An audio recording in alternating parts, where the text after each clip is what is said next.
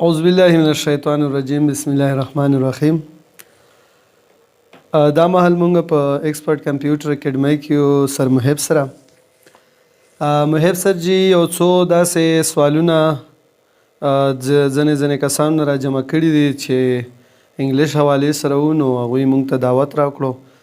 اول خو زه د دوی ډیره شکریا ادا کوم چې په دې پروګرام کې مونږ ته دعوت راکړو. نو تاسو سره به مونږ انشاءالله تعالی چې سوالونه جوابونه به ورسره شیر کوو او ورسره چې تاسو دا ویډیو چې کوشش کوئ چې وی ګورئ او انشاءالله تعالی چې تاسو ته به کې زده کړې دپاره ډېر څه میلاو شي. راځو خپل سوالونو طرف ته. څلور سوالونه چې په دې مرکه کې مونږ را جمع کړي دي چې په هغې کې دا دی چې اصل کې دا انګلیش لینګویج چې دی دا څه شی دی. انګلیش چې خلک یې یادوي چې انګلیش او انګلیش دا څه شی دی. دویمه دا چې انګلیش زده کړه مطلب مونږ څنګه کولی شو، او بله دا چې دا انګلیش چې دی دا ضروري ولې دی دومره، او بل اخري کوېسچن دا دی چې انګلیش به چې دی که نه مونږ په څومره وخت کې زده کوو. نو پهله کوېسچن دا دی چې انګلیش مطلب څه شی دی. نو په دې حوالې سره به زه تاسو ته دا ووایم چې انګلیش لینګویج دی او لینګویج مین اټ از ا میډیم آف کمیونیکیشن. میډیم آف کمیونیکیشن دې ته وایي لکه مونږ چې خلکو سره خبرې کوو، یو داسې خلکو سره چې هغه په کومه ژبه باندې پوهیږي او په هغه ژبه کې تو سره خبرې وکړي او مطلب هغه تا په خبرو پوه شي او ته د هغه په خبرو باندې پوه شي، نو منځ کې یو کمیونیکیشن وشي. نو لینګویج چې که نه دا کردار ادا کوي.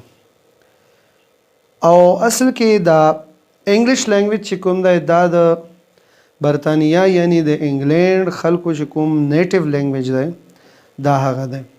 لکه په لینګویجز چې کوم دی دا په اصل کې درې وي په هر کنټریز کې، چې په هغې کې یو ته ویلی شي نیټیو لینګویج یعنی فرست لینګویج، او بل ته چې کوم دی سیکنډ لینګویج ویلی شي کوم چې هلته په ماحول کې ویل کېږي، او دریم چې کوم لینګویج وي هغه ته فارن لینګویج ویلی شي.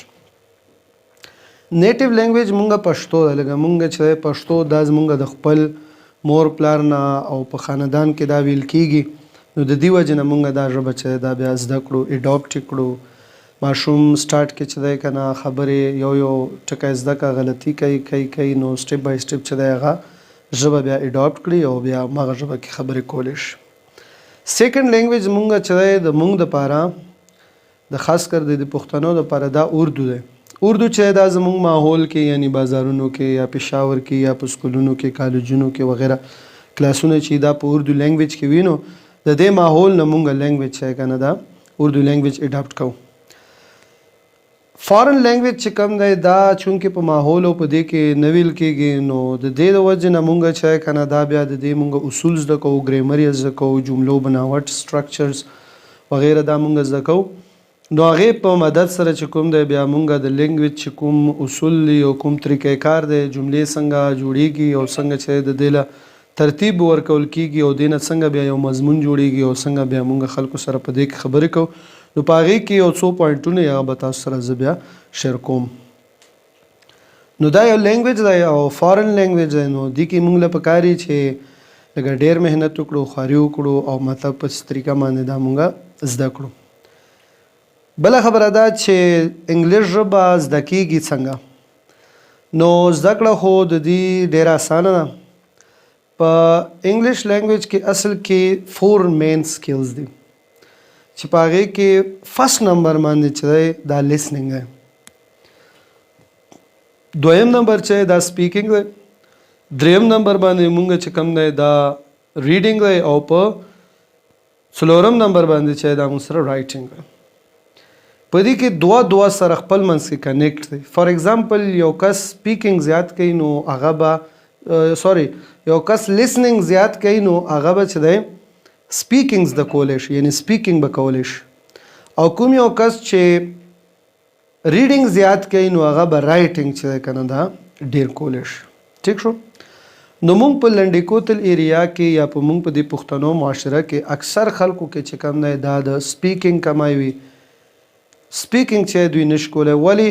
ځکه چې لیسننګ نه کوي. لیسننګ څه مراد دی؟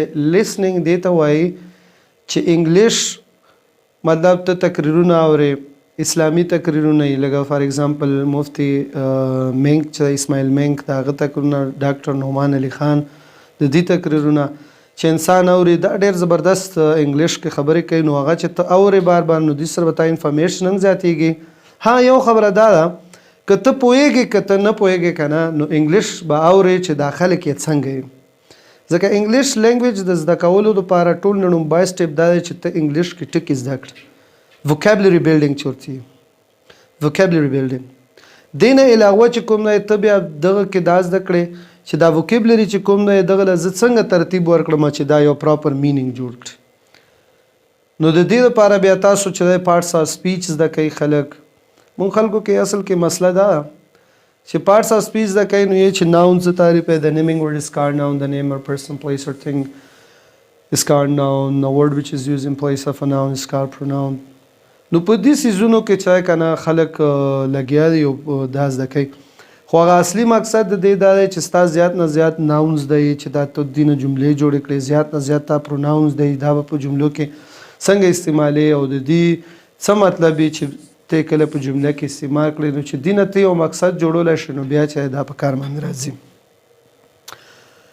دین علاوه انګلیش چې کوم دی دا ویل سله ضروري دی، په دې باندې بار ته مختصر خبرې وکړو. باقي که چا بیا څه ایکسپلینیشن په کار وي، څومره ویورز مونږ ګوري چا څه ایکسپلینیشن وغیره په کار وي نو مطلب هغه به مونږ انشاءالله مزید بیا ورته کړو او انشاءالله دا پروګرام به مونږ جاری ساتو چې څو پورې مطلب خلک کوېسچن کوي انټرسټډ وي نو انشاءالله هغه مطابق به مونږ مخکې ځو او نوي نوي ټاپکس به چې کوم دی تاسو سره شیر کوو.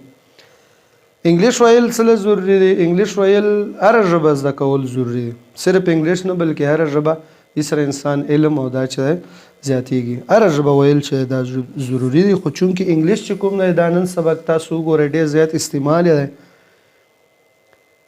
په ټیسټونو کې. دې نه علاوه فارن کنټریز ته سړی ځي نو خامخا انټروی. ریسنټلی موږ سره څو داسې سټوډنټس وو چې هغه سویپر جاب له یا ډش واشر جاب له چې کوم دی دوبۍ وغیره دې ځایونو له ځي نو هغې باندې مې انګلیش انټرویو چې دا یا کمپلسري کړی دی چې مطلب تاسو انګلیش انټرویو نه پاس کړی نو هغې پورې تاسو چې کوم دی مخکې جاب چې دا نشئ کولی. نو خبره دا چې انګلیش لینګویج چې کوم دی دا ډېر ضروري دی په نن سبا وخت کې. باقي سکالرشپ باندې فارن کنټري ته انسان درومي نو آیلټس وغیره پریپریشن کوي نو په هغې کې هم انګلیش چې که نه یو ډېر لوی کردار ادا کوي. بل کوېسچن دا شوی چې څومره وخت کې یو کس انګلیش چې دا زده کولی شي؟ نو انګلیش چې کوم دی دا یو ژبه ده او هرې ژبه چې کوم دی یو خپل ټیم اخلي. ګوره یو دا چې ژبه زده کولی او یو اډاپټ کولی مطلب دا چې دا په بغیر هچکچاهټ ویل دی، لکه څنګه به بغیر هچکچاهټ چې انسان بس یې ژبه څنګه مونږ پښتو کې خبرې کوو یا اردو کې خبرې کوو مونږ ته څه پرابلم پکې نه وي نو داسې طریقه باندې. نو وخت خو دې لپاره داسې وخت مقرر نه دی چې یاره مثال یو کس وایي چې زه یا میاشت کورس وکړم یا 2 میاشت کورس وکړم یا 3 میاشت کورس وکړم نو په دې کې به چې کنه دا ژبه زده شي. دې کې به ټیم تیرې مطلب اول به ته بیسیک رولز زده کوې، بیا به دا بیسیک رولز چې اوس کوم ستا زده کړه که نه دا به ته پریکټیکل استعمال کې راولې. لکه مثال دا چې اوس یو انسان دی که نه ځان له اول سیټینګ کوي که نه کانه مانه ځان ته پخوي بس اخري چې کله پخه شي بس کار یې دی شي ویې خوري. نو مطلب په دې سیټینګ کې ډېر زیات ټیم لګي خو بیا خوراک کې دومره ټیم نه لګي. نو داسې یو انسان یې که نه هغه د لینګویج د پرمختګ د لینګویج د زده کولو لپاره به چې ډېر کوششونه ادا کوي. نو بیا چې کله مطلب دی لینګویج یې نو خلک به یاره دا خو ډېر اسان کار دی دا خو هر څوک ویلی شي او ډېر کم ټیم کې به ته ډېرې خبرې کولی شي. خو دغه نه لاندې ډېره زیاته خواري پرته وي دا به ته پریکټس به کړې په دې باندې بار بار به یې بار بار به جملې یې بار بار به چې کوم دی که نه خلکو سره پکې خبرې کړی. خو اکثر مونږ سټوډنټان په یو داسې مرض کې اخته دي چې هغه یو شرمېدل دی لکه ډېر زیات وړکي چې که نه په انګلیش ویلو باندې شرمېږي. اکثر زموږ له دا ایکسپرټ انګلیش لینګویج سنټر له کسان راشي نو په دې کې ماشومان موږ کنورسیشن ته ودرولي نو اکثر چې که نه شرمېږي په دې کې. نو لکه سټوډنټس چې راغلي هم دي چې زده کړه وکړو بیا چې که نه مزید په دې خبرو باندې شرمېږي نو مطلب بیا تاسو مقصد څه. نو کله هم چې مطلب یو کس لینګویج سنټر له ځي یا دې نه علاوه انګلیش زده کولو کوشش کوي نو دله فرست سټیپ دا پکار دی چې دا کوم شرم وغیره دی نو دا ځانه زده کړه کې به څه شي شرم وي هم زده کړه کې څه شرم نشته چې هر یو لیول ته ته مطلب ور مخکې شي بیا په هغې کې شرمېدل وغیره دا نه پکار نو پهله زه سټوډنټانو له دا مشوره ورکړم چې هغوی دې دا کار وکړي دا شرم د ځان نه مطلب وباسي په دې فیلډ کې او کوشش دې کړي چې څومره زیات دی انګلیش ویلی شي نو بس انشاءالله تعالی چې په لږ وخت کې به دا مطلب زده کړي مزید دا انټرویو مونږ چې کم دی پښتو کې دی وجې نه ریکارډ کړه چې قسم نه انسټرکشنز پکې باقي کې څومره سټوډنټس وي او مونږ ګوري که هغه په انګلیش کې انټرویو دپاره مطلب دوی انټرسټډ وي نو مونږ ته د کمنټ وکړي انشاءالله تعالی چې مونږ به نیکسټ انټرویو بیا تاسو ته په انګلیش کې وکړو چې مطلب تاسو ذهن په دې باندې کلیر شي چې مطلب انګلیش ویل چې کوم نه دا دومره مشکل خبره نه بلکې که هر څوک وغواړي هغه انګلیش ویلی شي نو دا څلور کوېسچنو ما تاسو خدمت کې وړاندې کړی او انشاءالله تعالی چې تاسو به دې نه څه زده کړي باقي که تاسو څه مزید معلومات یا څه پکار وي نو هغې کې موږ سره کمنټس وغیره کې دا موږ سره وګورئ نو محب صاحب به بیا ماته وایي نو هغه مطابق به موږ تاسو ته مخکې پروګرام بوزو ډېره مننه محب صاحب ډېره شکریه خوشحاله اوسئ